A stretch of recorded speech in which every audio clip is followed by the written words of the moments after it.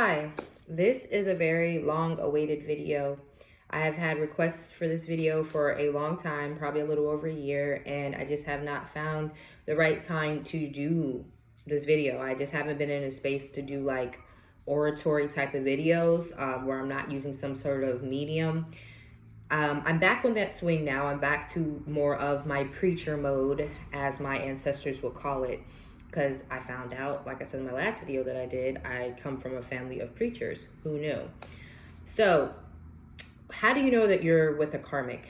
First and foremost, I want to say the most obvious thing that a lot of people are going to say, everything is karmic. We live in a realm of karma. This is karma. This is Saturn's realm, honestly. This is why, in my opinion, we're already in hell.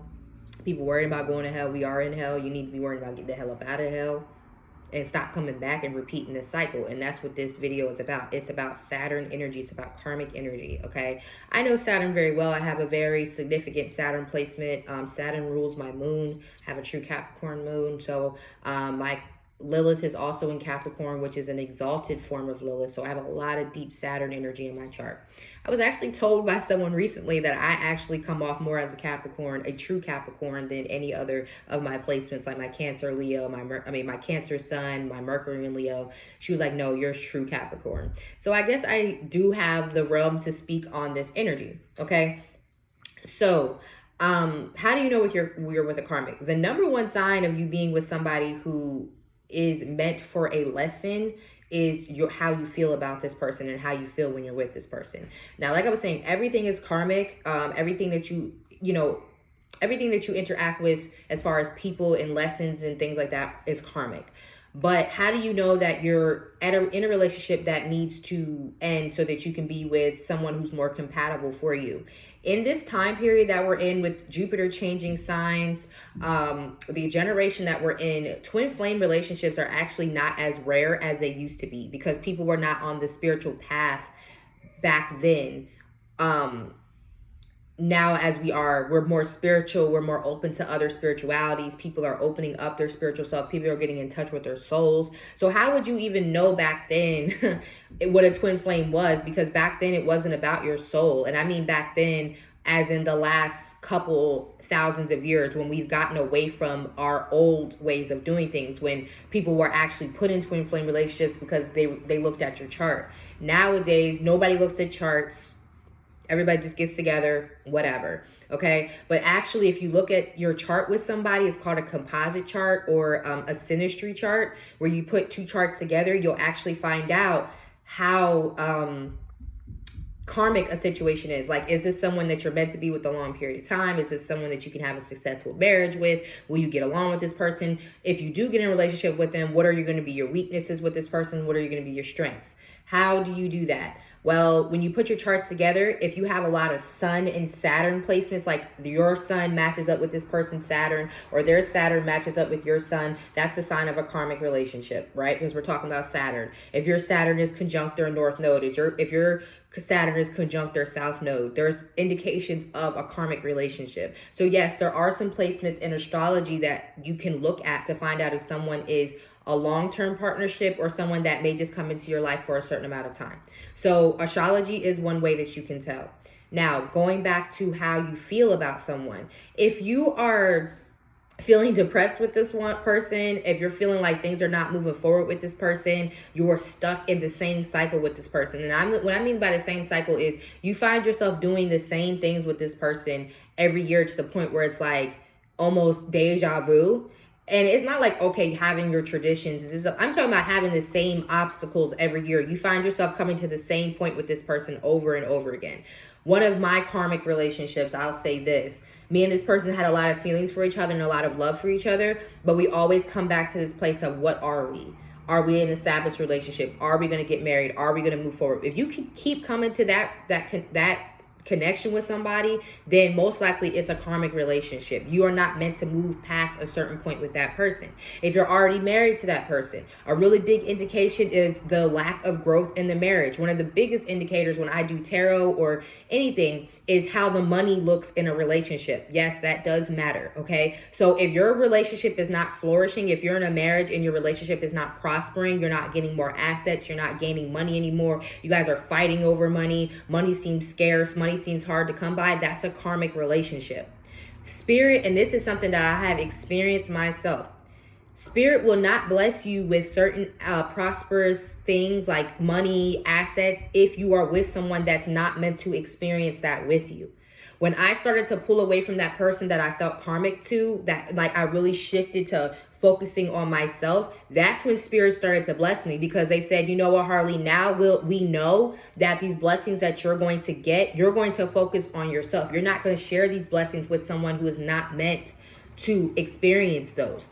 Now, does the karmic always have to be a bad guy, the person you're dealing with? Usually, if you're a healer or empath or a light worker, or you have the positive energy about you, and you're with a karmic person, meaning someone who's meant to teach you a lesson, this person will start to become negative to you. There will start to be negative patterns about this person, even if you guys have a pretty okay relationship, but there's some things about them that are negative. Like, they may be energy vampires. They may be someone who comes and only deals with you on a sexual level, but doesn't add to the relationship. They could be someone who's leading you on if you're not married to this person. If you are married to this person, you can find that this person is draining your assets. This person doesn't contribute to the marriage. This person is lying to you, manipulating you, those types of things. That's a very strong sign of a karmic relationship. Okay, that's a very strong sign of this is someone that you need to detach yourself from. It's very obvious, but people just stay in the relationships. Oh, this is what we were taught, that you stay in a relationship, you try to make it work even if it's toxic. Or some people are even taught that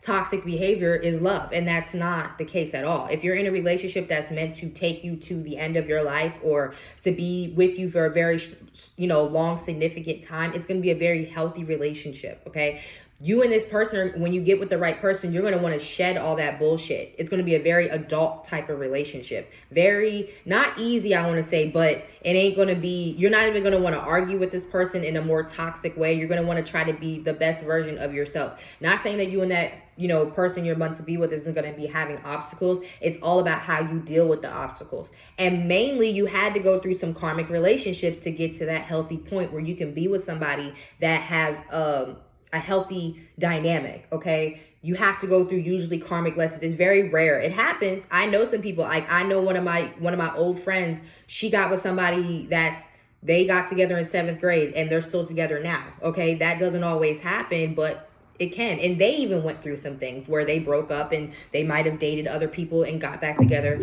They've been together for a long period of time. So that can happen, but either way, you're still going to have to go through some karmic lessons to make you learn, okay, this is how you deal with someone in a healthy way. Okay, so money is a really big indicator. If you're married to someone or you're just with somebody, you're around someone, you're trying to get a project off the ground, you're trying to get a certain job, and you're not getting that. It's usually because you have someone in your life, whether it be a friend, family member, or loved one, that is not meant to bask in those blessings with you. I'm telling you, your ancestors, spirit, whatever, will keep those things from you because they're saying, no, you're not supposed to give your assets to that person.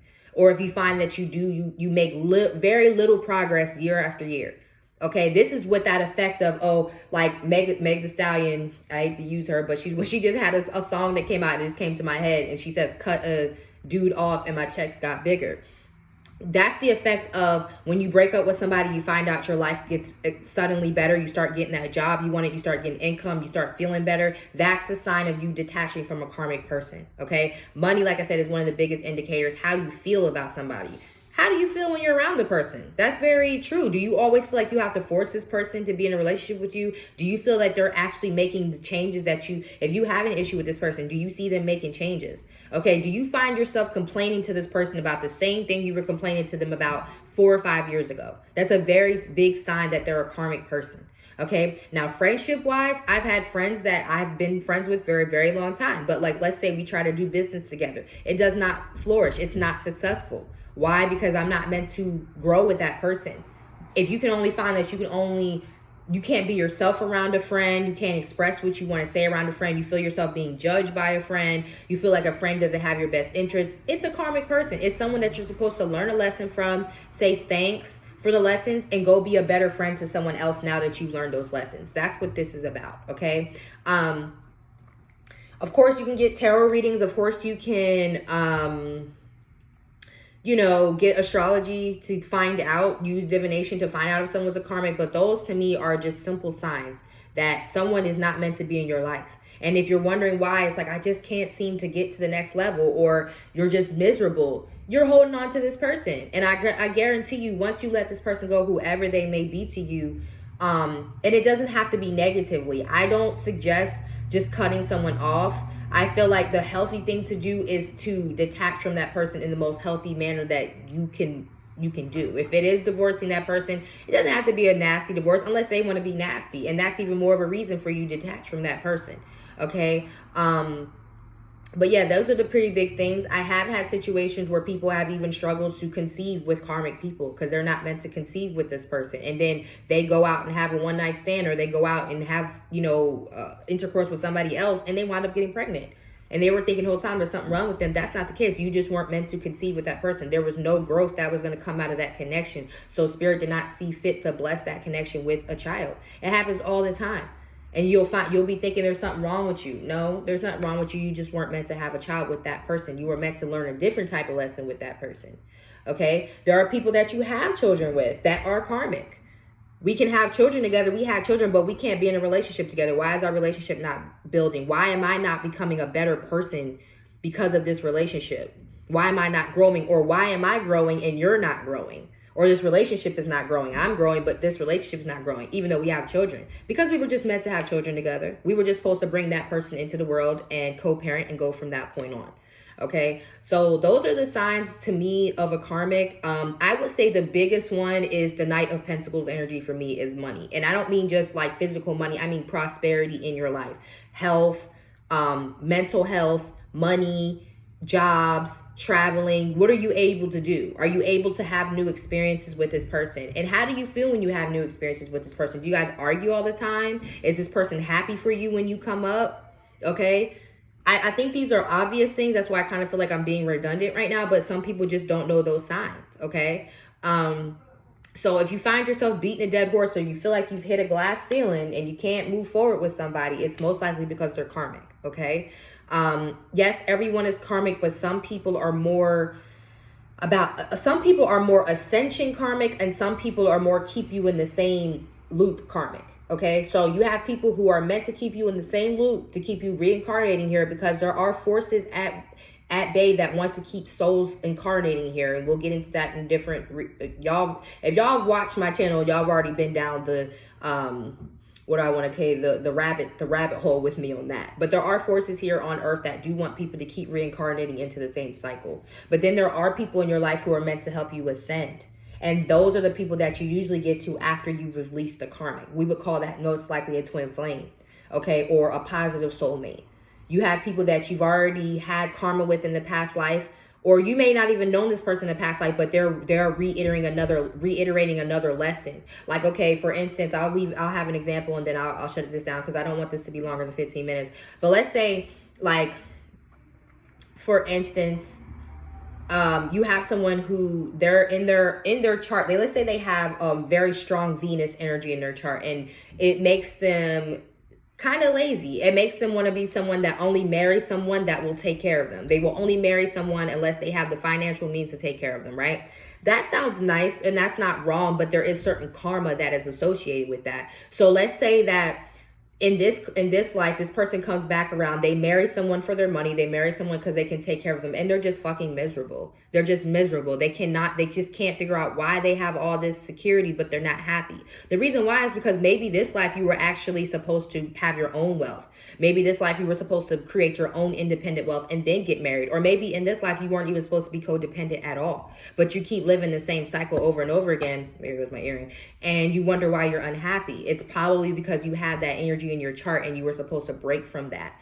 Okay, so the way you would find that out is if it's in your south node and your north node and looking at your chart. I'm telling you, your natal chart is the cheat code to getting out of the same karma. You don't want to keep living that. Some people have brand new karma. Some people, you're not always repeating the same thing. It can be brand new karma, but you want to know, like, okay, is this a person that's going to help me ascend to the next level? Or is this someone who's going to keep me locked in the same karma or this same lesson, so to speak? Okay. So I hope that this helps you guys. Like I said, your Saturn will help you find out a lot about your karmic placements, your North Node, your South Node, okay, are big karmic energies in your chart. All right, especially if you have Saturn retrograde, you definitely need to pay attention to karma because that means you're repeating a life. I know, because I have Saturn retrograde. A lot of people born around the same time as me have Saturn retrograde. So a lot of us are healers coming back here to do work again. Okay, so I hope that this helps. Thank you so much for watching. You can be watching this on my Unleashed Misery channel, and I'm also going to post this to 13 Sign Tarot because a lot of my tarot clients have been asking for this video. So if you need a part 2 or you need me to go into depth about something, that's fine. I will do so, but I will talk to you guys later, okay? Bye.